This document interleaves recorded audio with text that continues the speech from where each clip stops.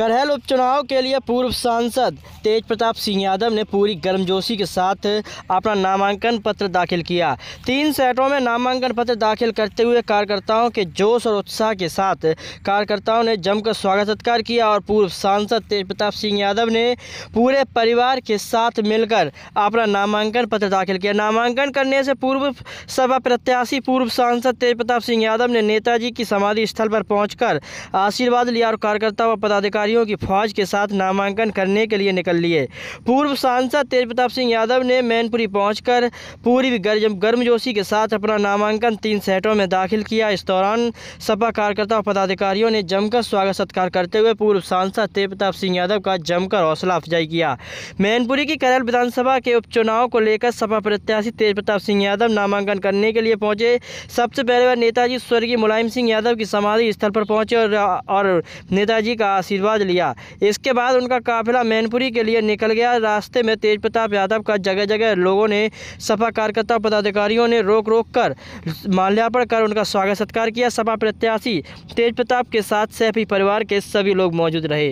यह उपचुनाव समाजवादी पार्टी के राष्ट्रीय अध्यक्ष अखिलेश यादव और करहल विधानसभा सीट से इस्तीफा देने के बाद हो रहा है। करहल में अखिलेश यादव ने कन्नौज लोकसभा सीट से चुनाव जीतने के बाद यह सीट खाली की थी। अब इस महत्वपूर्ण सीट पर तेज प्रताप यादव सपा के प्रत्याशी के तौर पर मैदान में उतरे।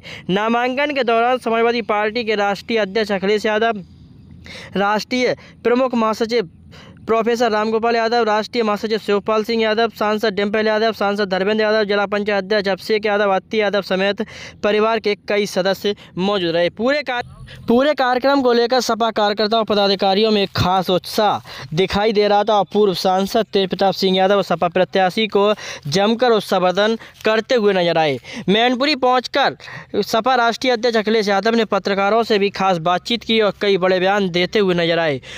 सपा राष्ट्रीय अध्यक्ष पूर्व मुख्यमंत्री अखिलेश यादव ने भाजपा पर तीखा निशाना साधते हुए कहा कि लोगों को गलत तरीके से सरकार बनाने का प्रश्न भी उठाया। इस अवसर पर सपा राष्ट्रीय अध्यक्ष अखिलेश यादव ने पत्रकारों से खास बातचीत करते हुए कई बड़े बयान दिए। राष्ट्रीय अध्यक्ष के साथ शिवपाल सिंह यादव और प्रोफेसर रामगोपाल यादव ने भी सपा प्रत्याशी को जिताए जाने की खास अपील भी की। पूरे कार्यक्रम को लेकर क्या कुछ कहते नजर आए, आइए हम आपको इस वीडियो के जरिए सुनवाते हैं। आपका हाथ आ रहा था?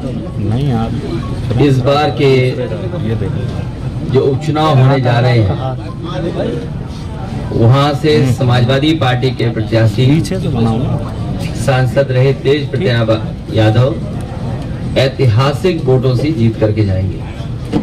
मैं करहल की जनता और मैनपुरी की जनता का बहुत धन्यवाद और आभार प्रकट करूंगा। यहाँ के लोगों ने समाजवादी पार्टी का, नेताजी का हमेशा साथ दिया है। किन्हीं भी कठिन परिस्थितियों में या राजनीतिक कोई फैसला हुआ होगा, यहाँ के लोगों ने समाजवादी पार्टी का हमेशा साथ दिया है। करहल उपचुनाव में जो होने जा रहा है ये वो विधानसभा है जहाँ की जनता समाजवादी पार्टी को हमेशा चुनती रही है और इस बार के चुनाव में मैं कह सकता हूं कि पहले से ज्यादा समर्थन है। हर वर्ग के लोग साथ हैं, हर वर्ग के लोगों का सहयोग और समर्थन मिलेगा। परिणाम बहुत ऐतिहासिक होने वाला है करहल विधानसभा। जहां तक भारतीय जनता पार्टी का सवाल है, Bharatiya Janata party by elections में किसको लड़ाएं, कैसे पीडीए का मुकाबला करें। पीडीए से घबराए हुए वो बैठे हुए हैं। पहले तो कभी कभी सुन भी लेते थे उनके मुंह से पीडीए, लेकिन इधर जो पीडीए की ताकत या पीडीए के लोग इकट्ठे हुए, एकजुट हुए, अब पीडीए के नाम वो भूल गए हैं।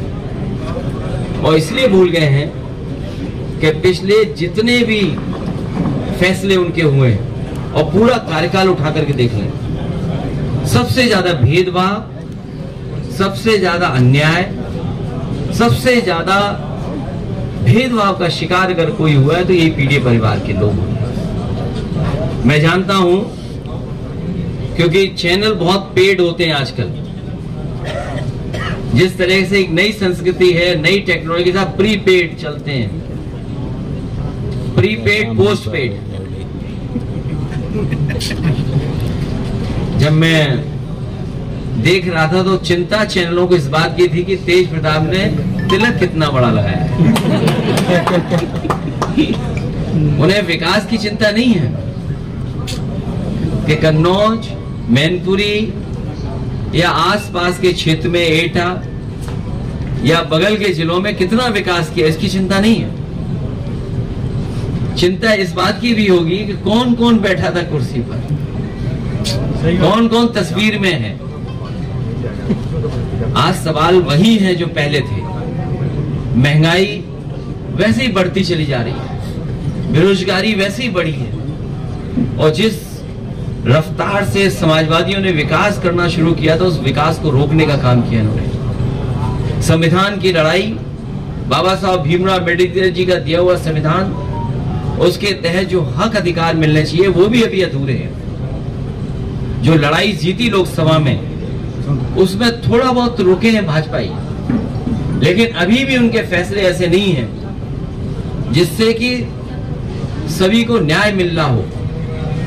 ये अपने आप को हर संस्था से ऊपर समझते हैं, इनके लिए कोई संस्था नहीं है। भारतीय जनता पार्टी के लोग अपने इशारे पे चला रहे हैं, ये सदस्यता कम कर रहे हैं, जमीनों पे कब्जा ज्यादा कर रहे हैं। इनकी जो सदस्यता चल रही है वो कम चल रही है, लेकिन जमीनों पे कब्जा ज्यादा चल रहा है। इतना भ्रष्टाचार, बेईमानी, लूट कभी नहीं होगी जितनी इनकी सरकार में हो रही है। अध्यक्ष जी, बहराइच की घटना को लेकर बहराइच जो कुछ हुआ है, मैं अपने पत्रकार साथियों का धन्यवाद देना चाहता हूं, और खासकर उन यूट्यूबर्स को, उन तमाम सोशल मीडिया के लोगों को जिन्होंने निष्पक्ष होकर के सच्चाई सामने लाने का काम किया। और सच्चाई ये है कि भारतीय जनता पार्टी ने जानबूझ करके दंगा कराया, क्योंकि उनको पता है कि चुनाव आ गया है, किसी भी सवाल का जवाब जनता में नहीं दे सकते हैं, इसीलिए राजनीतिक लाभ लेने के लिए जानबूझ करके भारतीय जनता पार्टी ने दंगा कराया है। और जीरो टॉलरेंस की अगर बात की तो आखिरकार पर्याप्त पुलिस क्यों नहीं थी, पर्याप्त प्रशासन का इंतजाम क्यों नहीं था, और जो जानकारी में था प्रशासन को, उसके बावजूद भी नहीं किया कुछ भी। मुझे उम्मीद है कि न्यायालय से न्याय मिलेगा। 80 लोगों की गिरफ्तारी हुई है राष्ट्रीय अध्यक्ष। रहेगा, दो सीटें कांग्रेस को देने की बात चल रही है। भारतीय जनता पार्टी जिसको चाहे उसको गिरफ्तार कर ले, पत्रकार साथी भी गिरफ्तार हो जाते हैं। अगर वो कोई सच्ची न्यूज चला दें तो फोन आ जाता है उनके पास, उनको बाकायदा ब्रेकिंग न्यूज व्हाट्सएप पे मिलती है कि आपको ब्रेकिंग न्यूज यही चलानी है जो व्हाट्सएप पे आई है। अध्यक्ष जी, जिस तरीके से करहल में सरकारी मशीनरी का दुरुपयोग किया, करहल की जनता के सामने किसी तरह का दुरुपयोग नहीं चलेगा। सामने से दुरुपयोग दिखाई देगा, लेकिन वही अधिकारी कहेंगे अरे जीत तो आप ही रहे हो, समर्थन आपका ही कर रहे हैं। जी, नामांकन प्रक्रिया शुरू हो चुकी है, लेकिन अभी तक प्रत्याशी नहीं कुछ पाए सीटों पर। अभी चाचा ने जो कहा वो ठीक कहा कि उनके पास प्रत्याशी नहीं है, ढूंढ रहे हैं। डीवाई चंद्रचूड़ को लेकर, गठबंधन को लेकर के क्या कहेंगे? कांग्रेस कह रही है कि हम चुनाव नहीं लड़ेंगे, नाराजगी दिखा रही है कि हम 2 सीट नहीं चाहिए। अभी नामांकन चलने समय है, ये हम 2 दलों की बात है, हम लोग रास्ता निकालेंगे। अध्यक्ष जी, अयोध्या की मिल्कीपुर सीट जो थी उसको कानूनी पेचीदगी का स्वरूप दिया गया, लेकिन ऐसा कुछ है नहीं वहाँ, क्या कारण है? सच्चाई आप भी जानते हो, जिस सरकार ने BLO हटाए हो, सब अधिकारियों को हटा दिया हो, अपनी मनमर्जी के अधिकारी पोस्ट कर दिए हो, मुख्यमंत्री जी एक बार नहीं कई बार गए, कई बार विकास का पैकेज भी दिया उन्होंने, और जब इंटरनल सर्वे करवाया उन्होंने तो इंटरनल सर्वे में बीजेपी हार रही थी। फिर मुख्यमंत्री ने बार बार कार्यक्रम लगाया, और बार बार कार्यक्रम लगाने के बाद सर्वे करवाया, उसमें भी बीजेपी हार रही थी। अध्यक्ष जी, करहल में डिप्टी CM आए हुए थे, वहाँ पर 69,000 जो शिक्षक भर्ती के अभ्यर्थी थे वो प्रदर्शन कर रहे थे, उनके ऊपर FIR दर्ज की गई है, उनको जेल भेजा गया डिप्टी CM के प्रोग्राम में। मैंने पहले भी कहा आपसे कि ये किसी को न्याय नहीं दे सकते, भारतीय जनता पार्टी किसी को भी न्याय नहीं दे सकती। जो न्याय नहीं दे सकता वो सम्मान भी नहीं कर सकता। और लोकतंत्र की खूबसूरती यही है कि अगर कोई विरोध कर रहा है, कोई नाराजगी है, तो कम से कम उसकी बात सुननी चाहिए। ये जो सत्ता की ताकत से जो मुकदमे लगाए या जेल भेजा है या उनको परेशान किया जा रहा है, यही जनता है, इनका हिसाब किताब करेगी इस चुनाव में। और एक बार मुख्यमंत्री, उप मुख्यमंत्री और कई बार रोजगार के मेले, विकास के मेले जो है दिखाई, क्या लगेगा कि जो है सरकार पे उतना समय नहीं है जितना समय था उन पर। जितनी सरकार चल रही है अब उतना भी समय उनके पास नहीं है। ये सरकार जाने वाले लोगों की है। जनता इनको इस चुनाव में हरा करके विदाई का रास्ता खोल देगी। डीएपी खाद को लेकर मारामारी चल रही है, कहीं खाद नहीं है। और अभी मान लीजिए धान तैयार होने जा रहा है, क्या सरकार का इंतजाम है कि किसानों को सही कीमत दे देंगे? जिन लोगों ने कहा कि किसानों की हम आय दोगुनी कर देंगे, धान तैयार हो गया, क्या तैयारी है धान खरीदने की? किसानों को पराली जलाने से सर, एक सवाल है सर, इलेक्शन के ये पराली वाला बड़ा सवाल है। सरकार को किसान के साथ अन्याय नहीं करना चाहिए। सर, एक सवाल है, अभी इलेक्शन के दौरान भी आपने ईवीएम को लेकर सवाल खड़े किया। आप एलन मस्क ने भी ईवीएम पे सवाल खड़े किए, इवन अमेरिका में भी अब इसको सपोर्ट मिल रहा है। हाँ, जिस तरह टेक्नोलॉजी आगे बढ़ रही है और टेक्नोलॉजी से कई बार आपको सूचनाएं मिलती हैं कि टेक्नोलॉजी के माध्यम से घटना हुई है। आज ही के अखबार में पढ़ा गया है और किसी अखबार में यह सूचना दी गई है कि सबसे ज्यादा घटनाएं जो आपके टेक्नोलॉजी के माध्यम से होती हैं वो सबसे ज्यादा उत्तर प्रदेश में हो रही हैं। चाहे वो एटीएम से टेक्नोलॉजी के माध्यम से पैसा निकालना, किसी का कार्ड मिसयूज करना, इस तरह की घटनाएं सबसे ज्यादा हो रही हैं। और एआई आने के बाद बहुत सी चीजें बदल रही हैं। जर्मनी जैसा देश जो विकसित है वो अपने यहाँ कहता है कि अगर ईवीएम इस्तेमाल होगी तो वो अनकॉन्स्टिट्यूशनल होगी। तो जब जर्मनी जैसा देश जो दुनिया में बहुत आगे है, भारत से कई मामलों में बहुत आगे है, जब वो देश ईवीएम के इस्तेमाल को अनकॉन्स्टिट्यूशनल कह रहा है तो स्वाभाविक है कि उस पर सवाल खड़े होंगे, उंगली खड़ी होगी। अध्यक्ष जी, 2027 में ईवीएम क्या रहेगा क्या? ये विषय अभी का नहीं है। हमारी बात और समाजवादी का पक्ष में लोकसभा में भी कह चुका हूँ, वो आप देख लीजिए मैंने क्या कहा। बीवाई चंचूड़ को लेकर प्रोफेसर साहब ने एक बयान दिया है। वो समाजवादियों को बता रहे हैं और पीडीए परिवार को कह रहे हैं कि सब लोग एक हो जाओ। केंद्र की सरकार पार्ट 3 तकनीकी की बात करते हैं और एक बम की फेक सूचना आ जाती है, हवाई जहाज वापस करा लिए जाते हैं और हम विदेशों में ट्रिलियन की बात कर रहे हैं। मेरे पत्रकार साथी, आपको मैं याद दिलाना चाहता हूँ, उत्तर प्रदेश के मुख्यमंत्री जी ने कहा था कि विधानसभा में आरडीएक्स आ गया है और जब उसकी जांच हुई तो पता लगा वो खैनी वाला मसाला था कि वो जो कभी कभी लकड़ी के में इस्तेमाल होता है। तो ये बात तो विधानसभा की मैं कह सकता हूँ। अब ये बम वाली बात आ रही है तो सिक्योरिटी बढ़ानी चाहिए सरकार, और सरकार की भी मंशा यही होगी कि सिक्योरिटी बढ़ जाए। अब कहाँ की सिक्योरिटी बढ़ाना चाहते हैं या डराना चाहते हैं, ये तो सरकार ही बेहतर बता पाएगी। लेकिन बड़े बड़े सवाल खड़े हो रहे हैं, बड़े बड़े सवाल खड़े हो रहे हैं। हालांकि वो समय नहीं है उन बातों को कहने का। कनाडा जैसा देश कुछ बात ऐसी कह रहा है जिससे भारत का सम्मान को ठेस पहुंच रही है। अमेरिका भी वही बात कह रहा है और हम और आप लोग अखबार में कई ऐसी सूचनाएं मिल रही हैं, पढ़ रहे हैं हम लोग, जिन पे स्वाभाविक है चिंता करना पड़ेगा। पन्नू वाले हत्या की बात कर रहे हैं अध्यक्ष जी। अभी आप बेहतर समझते हैं किन बातों को मैं कह रहा हूँ। अध्यक्ष जी, बीजेपी के लोग लगातार ये कह रहे हैं कि अयोध्या में जो हार मिली है उसका बदला अगर ले सकते हैं तो करहल जीत कर ले सकते हैं ये। और मिल्कीपुर फिर बदला ले लेगी बीजेपी सरकार। अध्यक्ष जी, अभी प्रोफेसर साहब ने एक विवादित बयान दिया है सीजीआई को लेकर, क्या उसको लेकर वो माफी मांगेंगे? नहीं, मेरी जानकारी में नहीं है। सुप्रीम कोर्ट के सीआई साहब का सब सम्मान करते हैं और हम तो बहुत सम्मान करते हैं, बहुत सम्मान करते हैं। बहुत धन्यवाद पत्रकार साथी और यहाँ से जीतना है ही क्या है।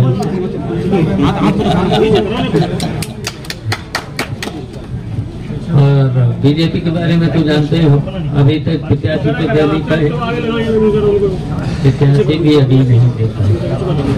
हम भूल रहे होंगे कहीं से, हो गया है। लेकिन तेज प्रचार करेंगे और इसके साथ साथ उत्तर प्रदेश की सभी 9 भी विधानसभा में समाजवादी पार्टी जीतेगी और करहल से तो सबकी जमानत है और तेज प्रताप बाहरी बहुमत से जीतेंगे। हमारी शुभकामनाएं हैं, आज से शुभकामनाएं, तेज प्रताप विधायक बनेंगे और भारतीय जनता पार्टी को चलता है। वो क्या इस सोच के चलता है कि हमारे सामने कौन सी राडिकल है, पॉलिटिकल पार्टी है अपने अपने हिसाब से, ताकि जब भी साख के चुनाव हमारे यहाँ ज़्यादा मार्जिन हमें इतिहास इस बात का कहा।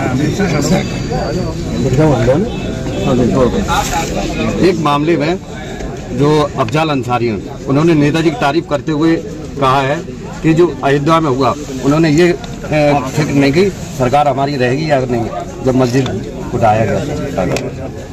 चलो बहुत पुरानी बात है, ट्वीट करने की आवश्यकता। अच्छा, बहराइच हिंसा को लेकर आप किस तरीके से देखते हैं?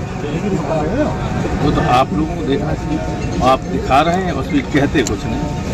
मीडिया ने देखा, मीडिया ने चलाया, कैसे एक आदमी गया, छत पे चढ़ा, रेलिंग तोड़ दी, झंडा उसका उतारा, मालिक का, मकान मालिक का अपना झंडा लगा दिया, फिर किसने उसे मारा ये देखा किसी ने? वहाँ के लोगों को ये कहना है कि मारने वाला भी जो नीचे भीड़ थी उन्हीं वाले थी, अब मुसलमानों के साथ दंगा करने वाले भी आपने देखे, दंगाई सारे टेलीविजन के फुटेज पे हैं, कौन दंगा कर रहे हैं, जो रो रहे हैं, जो पिट रहे हैं, इनके घर जल रहे हैं, वही गिरफ्तार हो रहे हैं, जो दंगा कर रहे हैं, जला रहे हैं, वही गिरफ्तार नहीं हो रहा है। कई उसमें ऐसे परिवार हैं जिनके मकानों पे चस्पा कर दिया है कार्रवाई के लिए, कुछ जानते किस तरह की मानसिकता के लोग बैठे। प्रोफेसर साहब, रात लगातार जो सरकारी मशीनरी है यहाँ पर, और जहाँ एक मामूली से मुकदमे हैं, हुंडा एक्ट की कार्यवाही जबरन उनको उठाया जा रहा है, क्या कहेंगे? विधानसभा क्षेत्र करहल विधानसभा अगला मनु में कल व्यक्ति को लगातार ये चल रहा है 6 महीने के लिए। हर चुनाव में बीजेपी यही करती है, लेकिन उससे हमारे चुनाव कोई असर होने वाला। सर, पिछले चुनाव के बाद